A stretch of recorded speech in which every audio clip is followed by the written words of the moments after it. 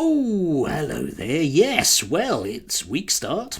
Most definitely. Get midweek, get weekend. I'm going to call it week start. Yes, I know it's officially Sunday and we're now heavily into Tuesday, but at least it is, nevertheless, the start of the week. Yes, anyway, election day. Hurrah!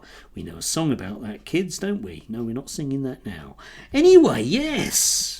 Election day. At some stage, when it is still Tuesday here in the UK, Donald Trump will declare that he's won, having already at various times declared that the entire thing is crooked and cheated, which is an odd thing. It's almost like he doesn't tell the truth about these things, but I guess that's just me being, realistic about the truth.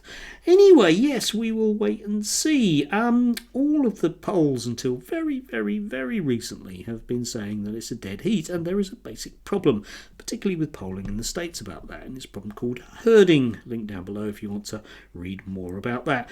Basically, what it means is that pollsters do not want to be wrong. So what pollsters do is they massage their figures, they manipulate the data. People have known about this for a long period of time. It happens in the UK as well. If you have an outlier, you kind of ignore it. So everything, right, basically gets herded together. That's the concept, into the centre. So we end up with these stupid opinion polls that all point to a dead heat, which is very unlikely to happen one way or another. It just doesn't really happen. So what we're now starting to see, of course, is that it's going to be far more blue than it will be red. As I know, blue and red mean different things in the States because their reds are blue and their blues are red. I hope that's helpful for you. It's the colours of the party. The Democrats are blue and the Republicans are red. So what's going to happen, of course, is that certain states that weren't potentially even in play for Ms. Harris will actually come into play, like the shock poll at the weekend in and around Iowa. So we will see. Donald Trump will, very early on the basis of some very early states for him, claim that he's won. Then he will claim that the figures have obviously been manipulated because later states will do something else, and some of them will be quite shock results. And of course, it cannot be that people haven't voted for him because that isn't any form of reality at all. According to him. Anyway, it couldn't just be that he's a very, very poor candidate for the third time. Don't forget, it is the third time now. He's won once, lost once, and looks like he's going to lose again.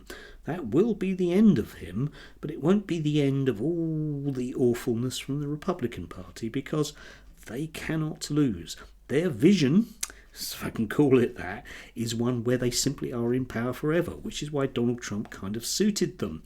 The problem, of course, was that he's grown into his own monster.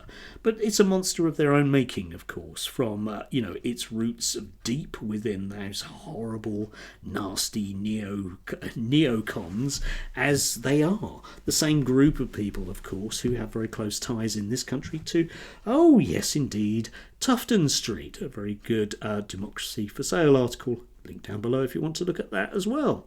Yes, exactly the same people. They're all the Liz Trusses of the world and all the moneyed interests behind that, because whilst they might well talk about freedom, they really mean the freedom to basically charge you a fortune for insulin and everything else, because that's the world that they want to live in.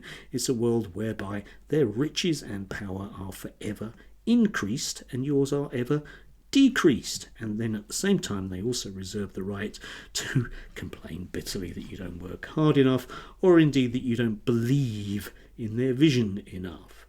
I've been struck over the last few days about the way that we used to 40 odd years ago talk about the free world, and the idea that part of the progress of humanity was moving towards a more democratic future where all people, wherever they are, would have a much greater say over what their lives were about. And we seem to have lost that in a great deal.